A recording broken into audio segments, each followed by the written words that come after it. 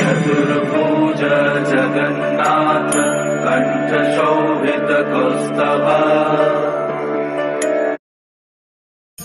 जगन्नाथ धाम की तरह बेहद अनूठी है ये रसोई, जहाँ कुछ ऐसे तैयार होता है। भगवान का भोग, पुरी स्थित भगवान जगन्नाथ का मंदिर हो या फिर वहां पर निकलने वाली रथ यात्रा, उसकी हर बात अपने आप में अनूठी है। कुछ ऐसी ही है भगवान जगन्नाथ के लिए भोग तैयार करने वाली रसोई, पुरी के जगन्नाथ मंदिर की रसोई। पुरी में स्थित जगन्नाथ मंदिर की रसोई से जुड़े ऐसे रहस्यों से जिन्हें जानने वाला हर व्यक्ति दंग रह जाए।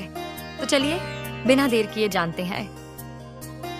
ओडिशा के जिस पुरी शहर में लाखों की संख्या में श्रद्धालु भगवान जगन्नाथ की रथ यात्रा में शामिल होने के लिए पहुंच रहे हैं, वह अपने आप में अनूठा है। यहाँ जगत के नाथ के धाम में हर चीज अपने आप में महान है। यही कारण है कि भगवान जगन्नाथ के धाम को महाधाम, दीप को महादीप, उनकी बाहु को महाबाहु और उनके लिए तैयार होने वाले प्रसाद को महाप्रसाद कहा जाता है। आइए भगवान जगन्नाथ के लिए जिस रसोई में उनका भोग तैयार होता है, वहां बनाए जाने वाले भोग की विधि और उसे भगवान को चढ़ाने के लिए नियम आदि के बारे में विस्तार से जानते हैं। उड़ीसा के पुरी में स्थित भगवान जगन्नाथ पुरी की रसोई दुनिया की सबसे बड़ी रसोई है। पुरी के जगन्नाथ धाम की तरह वहां पर स्थित भगवान के लिए भोग बनाने वाली रसोई भी अपने आप में अनोखी है। जिस रसोई में भगवान जगन्नाथ के लिए खाना तैयार होता है, वहां पर किसी भी व्यक्ति का प्रवेश करना मना होता है। विशेष तौर पर जिस समय भगवान जगन्नाथ के लिए तैयार भोग को ले जाया जा रहा होता है, उस दौरान उस रास्ते में किसी भी व्यक्ति का प्रवेश संभव नहीं होता है। मान्यता है कि यदि कोई व्यक्ति भोग ले जाते समय बीच रास्ते में आ जाए तो वह भोग भगवान को नहीं चढ़ाया जाता है। भगवान की रसोई में भोजन तैयार किए जाने की परंपरा भी अपने आप में अनूठी है। यहाँ पर भगवान के भोग को पकाने के लिए सिर्फ और सिर्फ मिट्टी के पात्र का प्रयोग किया जाता है। हिंदू मान्यता के अनुसार मिट्टी को पवित्र माना गया है, इसीलिए यहाँ पर मिट्टी के बर्तन का प्रयोग होता है और एक बार प्रयोग में लाए जाने के बाद उसे दोबारा इस्तेमाल में नहीं लाया जाता है। भगवान का भोग बनाने के लिए हर चूल्हे पर 9 बर्तन एक के ऊपर एक रखकर खाना पकाया जाता है। नवग्रह, 9 अनाज और 9 दुर्गाओं का भी प्रतिनिधित्व करता है। इन बर्तनों में सबसे पहले ऊपर वाली मटकी का भोग पकता है और आश्चर्यजनक तरीके से सबसे अंत में नीचे वाली मटकी का भोग तैयार होता है, जो किसी चमत्कार से कम नहीं है। भगवान जगन्नाथ के लिए उनकी रसोई में प्रतिदिन भात, दाल, दालमा और अन्य प्रकार के पकवान तैयार किए जाते हैं। इसमें सादी खिचड़ी, नुखुरा खिचड़ी, कर्माबाई खिचड़ी, दही पाखाल, बेसर, भाजी, सुबास परवाल आदि चढ़ाया जाता है। इस भोग को आप मंदिर परिसर में आनंद बाजार से प्राप्त कर सकते हैं। भगवान के लिए लगाए जाने वाले इस भोग की खासियत है कि यहाँ पर कितने भी भक्तगण आ जाएं, ये कभी कम नहीं पड़ता है। भगवान जगन्नाथ के लिए चढ़ाया जाने वाला 56 भोग भी काफी प्रसिद्ध है। यहाँ रोज बनते हैं 56 भोग और 10 तरह की मिठाइयाँ 15 मिनट में बन जाता है। 17,000 लोगों का खाना बनता है। ऐसा माना जाता है कि जगन्नाथ मंदिर की रसोई 11वीं शताब्दी में राजा इंद्रवर्मा के समय शुरू हुई थी। तब पुरानी रसोई मंदिर के पीछे दक्षिण में थी। जगह की कमी के कारण मौजूदा रसोई 16,082 से 17,013 ईस्वी के बीच उस समय के राजा दिव्य सिंहदेव ने बनवाई, जिसके बाद से इसी रसोई में भोग बनाया जा रहा है। कई परिवार पीढ़ियों से यहाँ भोग बनाने का काम कर रहे हैं। वहीं कुछ लोग महाप्रसाद बनाने के लिए मिट्टी के बर्तन बनाते हैं, क्योंकि इस रसोई में बनने वाले शुद्ध और सात्विक भोग के लिए हर दिन नया बर्तन इस्तेमाल किया जाता है। इसके अलावा क्या है इस मंदिर की खासियत, आइए जानते हैं। बताया जाता है ये रसोई लगभग 8,000 स्क्वायर फीट में है, जिसमें 24 चूल्हे हैं। मंदिर की रसोई दक्षिण पूर्व दिशा में है। इसके अलावा रसोई में गंगा यमुना नाम के 2 कुएं हैं, जिसका पानी भोग को बनाने में इस्तेमाल होता है। दुनिया की सबसे बड़ी इस रसोई में 800 लोगों की देखरेख में भोग बनता है, जिसमें 500 रसोइये हैं और 300 सहयोगी हैं, जो भोग बनाने में अपना पूरा सहयोग देते हैं। यहाँ मिट्टी के बर्तनों में भोग बनाया जाता है। इन मिट्टी के बर्तनों कुल 700 हांडियां शामिल हैं, जिसमें से 4 बड़ी हांडियां, 6 मीडियम हांडियां, 5 छोटी हांडियां, 3 विभिन्न प्रकार के बाउल तथा 3 तरह की प्लेट आदि शामिल हैं।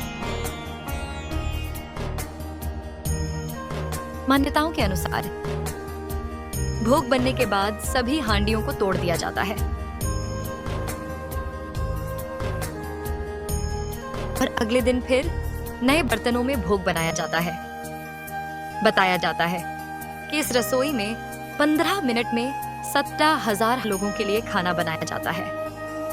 रसोई में लगभग 175 चूल्हों पर चावल बनाए जाते हैं। इन्हें बनाने के लिए 10-12 लोगों के खाने जितने चावल एक बड़ी मिट्टी की हांडी में भरे जाते हैं।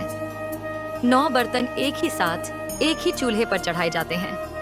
करीबन 15 मिनट में ये सभी चावल तैयार हो जाते हैं। इस तरह अनुमान लगाया जाता है कि लगभग 15 मिनट में इस रसोई में एक साथ 17,500 लोगों के खाने जितने चावल बनते हैं। इस गणित के हिसाब से दिन भर की बात करें, इस रसोई में लगभग 7 लाख लोगों के खाने जितना खाना तैयार हो सकता है। आयुर्वेद के मुताबिक भगवान के भोग में होने वाले 6 रसों का खासा ध्यान रखा जाता है।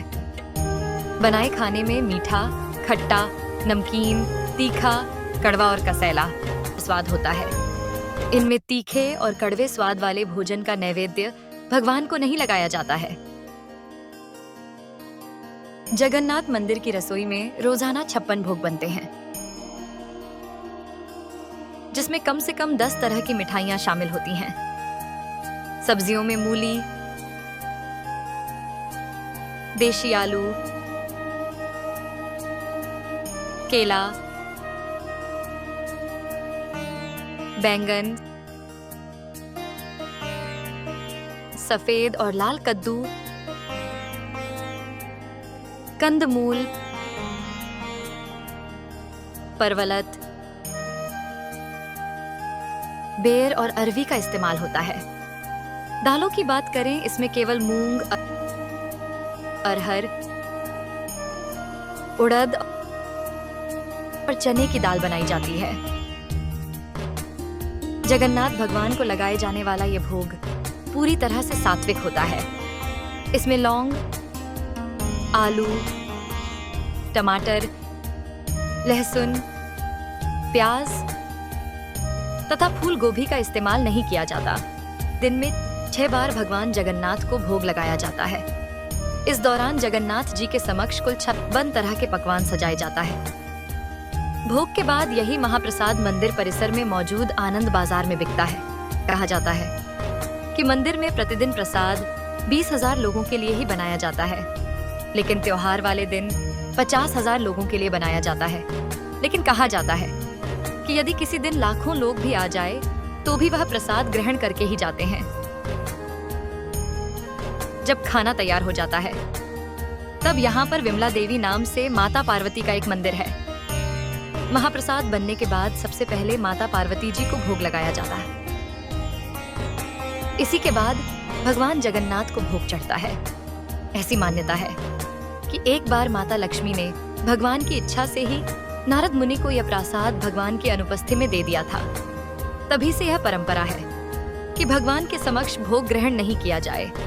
तो 56 भोग से जुड़ी इस जानकारी के बाद अब आप जब भी भगवान जगन्नाथ पुरी के दर्शन करने जाएंगे तो महाप्रसाद ग्रहण करते समय इन बातों का ध्यान जरूर करेंगे।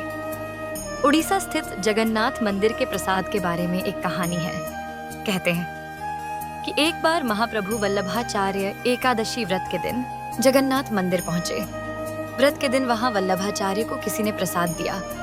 वल्लभाचार्य ने वो प्रसाद लिया और उन्होंने स्तवन करते हुए दिन के बाद रात भी बिता दी। अगले दिन द्वादशी को स्तवन समाप्त होने पर उन्होंने प्रसाद को ग्रहण किया, जिसके बाद प्रसाद को महाप्रसाद का गौरव प्राप्त हुआ। वल्लभाचार्य महाप्रभु 1469, 1531 जिन्हें वल्लभ महाप्रभु जी और विष्णु स्वामी या वल्लभ आचार्य के नाम से भी जाना जाता है।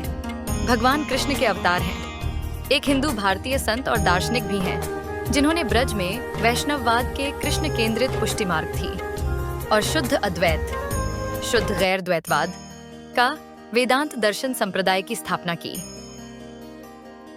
महाप्रसाद कथा। यह महाप्रदास कैसे इस सांसर में आया? इस संबंध में चैतन्य मंगल में एक कथा आती है। न शिवजी चख सके न ब्रह्मा। जगन्नाथ धाम में कैसे बनना शुरू हुआ? महाभोग। भारत के पूर्वी राज्य ओडिशा में स्थित जगन्नाथ धाम अलौकिक है। पुरी क्षेत्र में इस तीर्थ के होने के कारण इसे पुरुषोत्तम क्षेत्र कहते हैं। तो वहीं भगवान नीलमाधव के नील विग्रह के कारण ही यह क्षेत्र नीलांचल कहलाता है। जगन्नाथ भगवान जहां अपने भाई बहन के साथ निवास करते हैं, इसलिए यह उनका धरती पर वैकुंठ तो है ही। इसके अलावा उनके मंदिर में लक्ष्मी का विशेष रूप से निवास होने के कारण ही इसे श्री मंदिर भी कहा जाता है। देवी लक्ष्मी की इच्छा के अनुसार यहाँ भगवान पूरी तरह से गृहस्थ और पारिवारिक माहौल के साथ रहते हैं, जहाँ पति पत्नी, जेठ बलभद्र, ननद सुभद्रा, सेवक सुदर्शन और शेष, कुलदेवी देवी पार्वती का स्वरूप माता बिमला और पुत्र गणेश जी का संपूर्णानंद स्वरूप। इस रूप में वह देवी पार्वती नहीं बल्कि देवी लक्ष्मी के पुत्र हैं। सभी निवास करते हैं। इस तरह यह एक सम्मिलित परिवार जैसी रूपरेखा है। देवी लक्ष्मी ही श्री क्षेत्र की स्वामिनी हैं और सभी प्रकार के भंडार गृह की मालकिन भी हैं। इन भंडार गृहों में आते हैं वस्त्र भंडार, धन भंडार, रत्न और श्रृंगार भंडार, ईंधन भंडार, शैया भंडार और अन्न भंडार। सबसे खास तो अन्न भंडार ही है। यह कभी भी खाली नहीं होता और इसके ही प्रयोग से महाप्रभु जगन्नाथ का महाप्रसाद बनता है। यह महाप्रसाद इतना दिव्य है कि इसके लिए देवता भी तरसते रहे हैं, बल्कि पहले तो यह उनमें से किसी को भी हासिल नहीं था। कहते हैं कि शिवजी और ब्रह्मा जी कई वर्षों तक पुरी धाम आते रहे, लेकिन जगन्नाथ जी के भोजन का महाप्रसाद महाभोग उन्हें कभी नहीं मिल सका था। हालांकि आज यह महाभोग श्री मंदिर में दर्शन करने जाने वाले सभी श्रद्धालुओं के लिए सुलभ है, लेकिन यह भी आसानी से नहीं हुआ है। इसके पीछे देवर्षि नारद की 12 वर्षों की अथक मेहनत शामिल है। यह उन्होंने कैसे किया और क्यों महाभोग सबके लिए सुलभ नहीं था? इसके पीछे की एक किंवदंती जगन्नाथपुरी में बहुत प्रसिद्ध है। कहते हैं कि पुरी धाम में आज भी माता लक्ष्मी की ही कृपा से महाभोग तैयार होता है। इसकी विधि भी ऐसी ही है जैसे माता लक्ष्मी ने बताई थी।